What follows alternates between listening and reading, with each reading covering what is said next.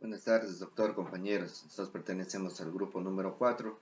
Nos ha tocado un caso de estudio sobre Marco S. versus SENAE en medio de la materia contencioso administrativo.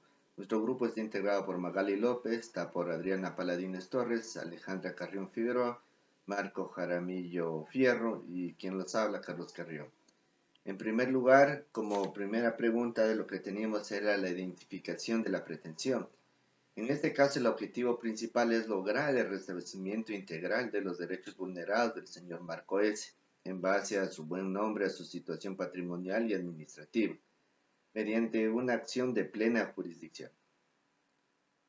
Nuestras peticiones concretas realmente son declarar la nulidad absoluta de acuerdo a la resolución que se le emitido el 5 de mayo del 2026, ya que se le atribuye una responsabilidad por el daño de un vehículo. Adicional, el 20 de mayo del mismo año se le fija una glosa por $5,000. Además de eso, se le suma un proceso coactivo, el cual fue iniciado el 27 de mayo del 2026, y sobre todo ordenar el levantamiento inmediato de estas medidas cautelares, como el bloqueo de las cuentas bancarias y sobre todo la prohibición de enajenar su vehículo. También es nuestro deber tratar de eliminar del registro de responsabilidad del expediente del señor Marco S. al exigir la devolución de cualquier valor que se le haya retenido o se le haya comprometido. Como segunda fase del trabajo tenemos la identificación de la estrategia procesal. Aquí la estrategia procesal nuestra va enfocada a desvanecer la responsabilidad de Marco S., demostrando que él no conducía el bien cuando ocurrió el percance. Mediante el proceso vía procesal, nuestra demanda será de acción contenciosa administrativa de plena jurisdicción subjetiva ante el Tribunal Distrital competente. Como medida cautelar hemos pensado solicitar junto a la demanda la suspensión inmediata de los efectos del acto del proceso coactivo, adicional justificando el riesgo de daño grave y la apariencia del buen derecho, es decir, ya que el daño del vehículo se dio bajo la conducción de una tercera persona, en este caso que fue autorizada a tener el vehículo en el momento que se fundió el motor. Como pruebas clave presentamos en el documento son la resolución que se le atribuye las responsabilidades, la cual nosotros le manifestamos, el oficio en el cual se le fija una glosa de $5,000 y el proceso coactivo, el cual conllevaba el bloqueo de las cuentas bancarias y el proceso de enajenación de su vehículo. Como a su vez vamos a necesitar documentos, estos documentos los cuales serían el documento de entrada y salida del vehículo, adicional ver la autorización por parte de su jefe inmediato, ver cuál era la persona que manejaba el vehículo en ese instante y sobre todo en base a testimonios de compañeros que funcionan en la institución. ¿Qué es lo que pretendemos? Pretendemos en la audiencia preliminar alegar la existencia de vicios de la motivación, a su vez también la alta individualización del responsable y la vulneración de los derechos constitucionales en la audiencia de juicio donde se evaluarán las pruebas para demostrar la inexistencia del nexo causal. Como tercer punto tenemos los fundamentos legales de las pretensiones.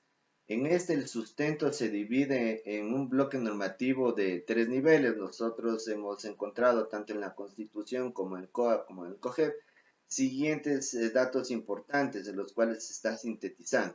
De acuerdo al artículo 76 y 82 de la Constitución, 76 y 86 lo cual nos garantizan prácticamente en los extractos dicen nos garantizan el debido proceso, el derecho a la defensa y la seguridad jurídica, debido a que la SENAE vulneró el derecho y esto al sancionar y cobrar sin pruebas ni motivación adecuada o alguna. Adicional a esto, mediante el Código Orgánico Administrativo, el COA, estamos demostrando los tres principios, tanto el de motivación, el de responsabilidad, como el de proporcionalidad. En el primero de motivación, los actos no se justifican con lógica de responsabilidad ni el origen del cobro de los $5,000. Adicional, en el principio de responsabilidad exige dolo o culpa del nexo causal. es decir, que se rompe porque otra persona lo conducía. Y la racionalidad y la proporcionalidad podemos decir que es arbitrario imponer medidas coactivas severas sin certezas. Afianzándonos en lo que manifestaba el COGEP también, porque actuaremos por la vía contencioso-administrativa, facultando al tribunal para ejercer un carácter revisor total sobre la legalidad de la motivación y la proporcionalidad del acto, permitiendo anularlo y reparar el daño. Como cuarto punto tenemos la teoría del caso. En la teoría del caso tenemos un problema. ¿Puede la administración sancionar patrimonialmente sin demostrar nexo causal de su conducta y el daño o sin motivar debidamente sus actos? Ese es realmente un problema que genera esta acción, porque Marco S. era chofer de la SENA y el vehículo institucional estaba bajo su cargo y el cual era compartido por otros servidores, en el cual el 8 de enero del 2026 el motor del vehículo se fundió mientras lo manejaba otro compañero, el cual también constaba con la autorización.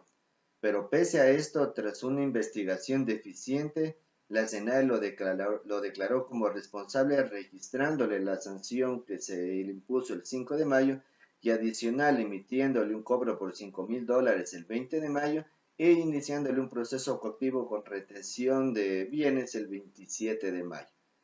Consideramos que estos actos carecen de motivación, lo cual no explican por qué se culpa a Marcos sino al conductor real cuando se fundió el vehículo, el motor, perdón.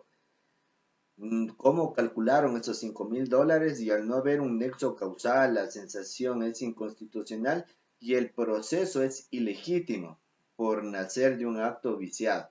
Por lo que solicitamos al tribunal la nulidad de todo lo actuado y el cese inmediato de la persecución coactiva y la reparación integral del ex servidor. Muchas gracias.